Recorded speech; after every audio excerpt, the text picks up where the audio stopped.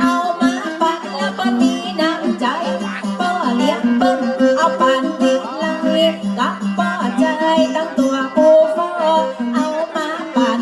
สาวเมืองฝางน้ำใจเป็นเงินแต่ละอุริเฮาบรรยากาศสไตล์เกาหลีที่พักสะอาดอะไรนึงก็เลี้ยงโคนเปิ้นได้เอามายืด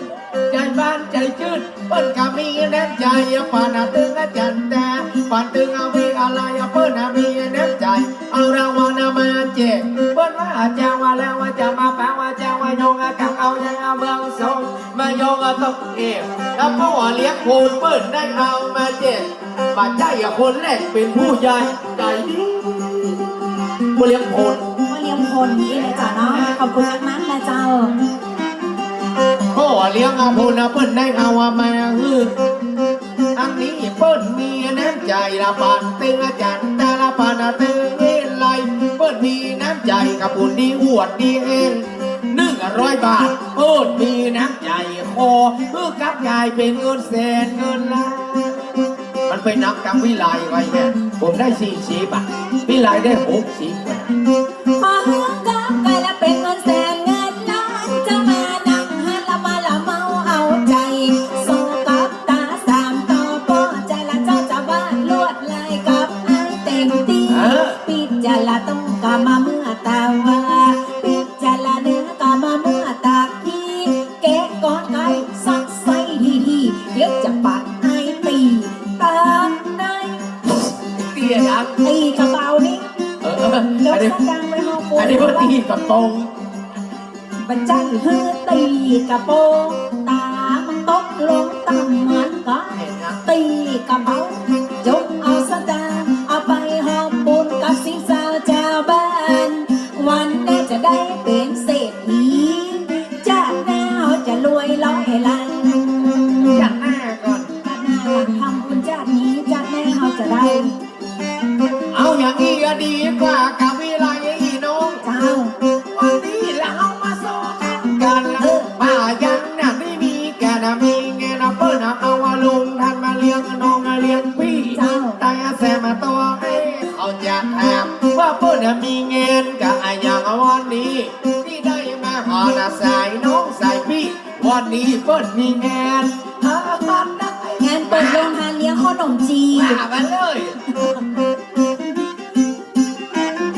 มาเดียวว่าแม่เลี้ยงกับเปิ้ลเดินมาเพ่มันอย่างแม่เท่แล้วเปิ้ลก็มีน้ำใจจะปานรังมาแล้วจะโซยิงใจจะปานเต้าในเปิ้ลมายืนส่งหน้าใส่เสื้อขาวแล้วเปิ้ลจะปานจักโซให้ตาสามตัวว่าแง้มอย่างนางฟ้าขอบคุณครับโอ้จะปานจักโซแม่ใกล้ๆประเดี๋ยวจังสาวก็ตึงตา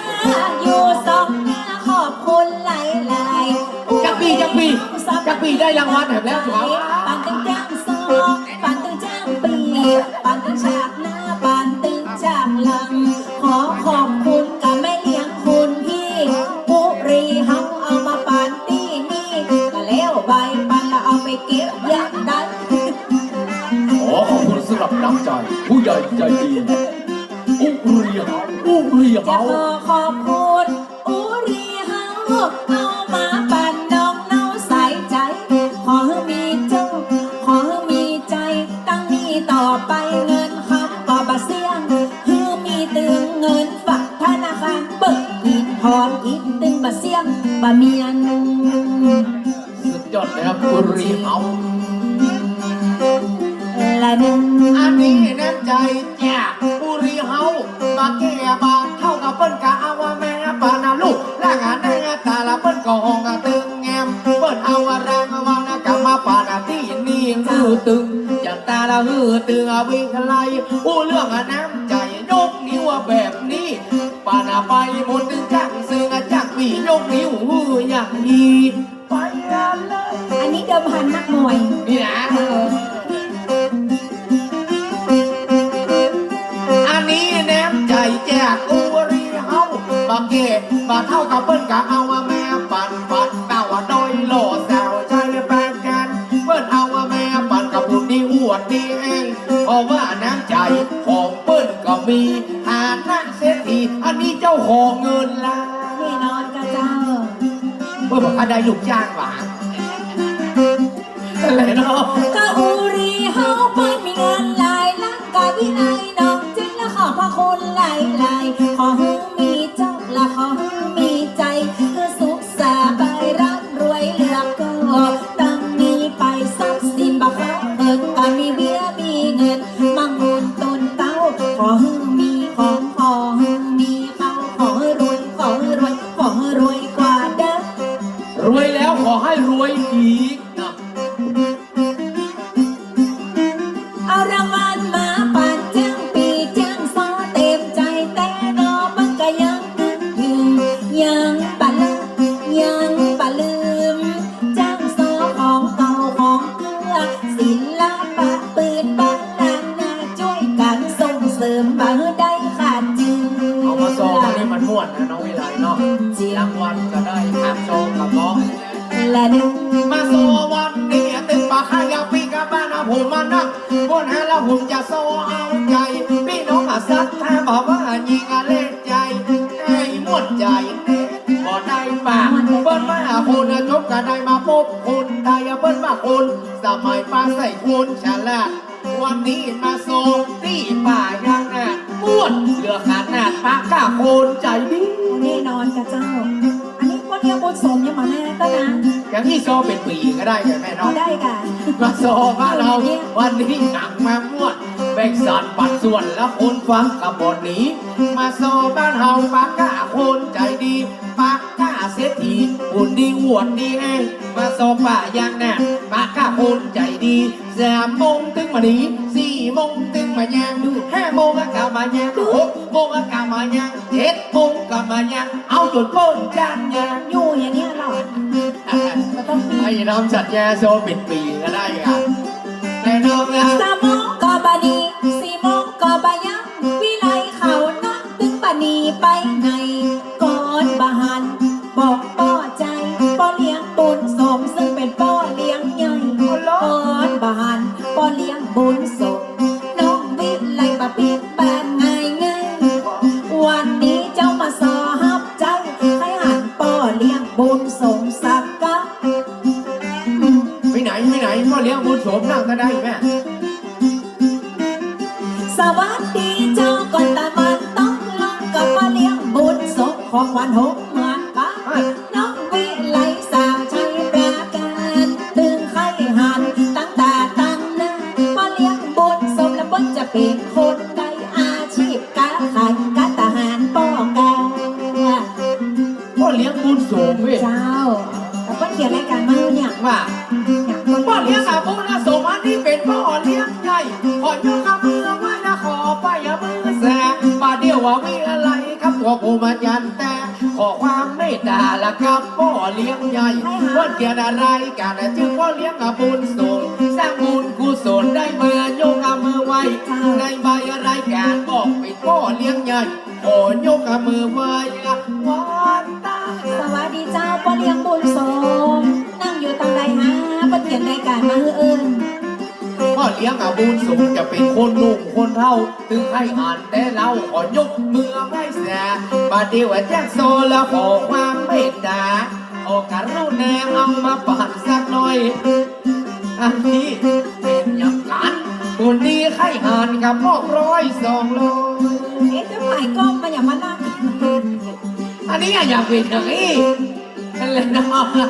าใครหาละมันมาใจย่อยเย่ยตัวกูห้อยตึงบักกินเองยามเมื่อเปล่ามาสาดแดงจ้างโซกามาจามาอูลวดขอบคุณสำหรับผู้ใหญ่บ้านหมู่ที่2ไผ่ก็หูป่าปากกล้วยคอจาคออูห้องกันว่าก็หลวงเอกชัย เอกชัยศรีวิชัยเนี่ย ใช่ย้ายเอกชัยบัวสร้อยเอกชัยนามสกุลบัวสร้อยตัวกูห้อยกะบะฮือใจไกลผู้ใหญ่บ้านหมู2เนื้อใจ อยู่บ้านละกะปากปะกล้วยป้อหลวงเอกชัยนามสกุลบัวสร้อยเบิ้งตึกบะลิงจุย ที่ไหนแม่ปากขโมยต้องเอกอ่ะ เจ เปิ้นบะลิงจุน กับเป็นผู้นำมาอยู่บ้านบางกล้วยบ้านใจหูไปเลยบอกให้สงสัยผู้นำมามั่วสองกันชื่อว่าเอกกาชัยใครหาหน้าน้ำใจกษักเลกษักหน่อยแหมบางกล้วยมู่สองนั้นแน่บ้านให้จันตาละก็กระเต็งอ่านด้วยผู้นำมู่สองบางกล้วยชื่อว่าพ่อหลวงเอกชัย เอกชัยบัวสร้อยอาจารย์ศรีวิชัยนักร้องภาคใต้นะ ได้นะ เจ้า เอกชัยนามสกุลบัวสร้อยสัก100 ละคงมามีป่านแน่ผู้นำผู้ส่งมันมีความเมตตาได้การุณาและเอามาป่านที่ให้ขอขอบคุณผู้หลวงเอกชัยที่มีน้ำใจผ่านสตางค์ไว้ขอขอบคุณสำหรับน้ำใจของผู้ใหญ่เอกชัยบัวสร้อย ก็บอยได้อันละจะติ๊กติ๊กมันจะขอเป็นกิ๊กก็ต้องปุ๊บยังปากพาโจรแล้วเนี่ย ยังป้าพระโจนยัง กับเพื่อนลุงแสงเอารางวัลมาฮื้อที่ไม่ท่านั้นท่านี้ ยังท่านั้นท่านี้ อ๋อหลวงเป็นหักเดียวใจเดียว โอ้ เพื่อนมาใจกิน มาเดี๋ยวนี่ยัง ตัวจะคอเป็นกิ๊กป้าหลวง มันจะขอติ๊บ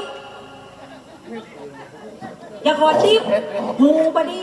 แม่เป็นกิ๊กก็ว่าขอตี ติ๊บทำไมเนาะ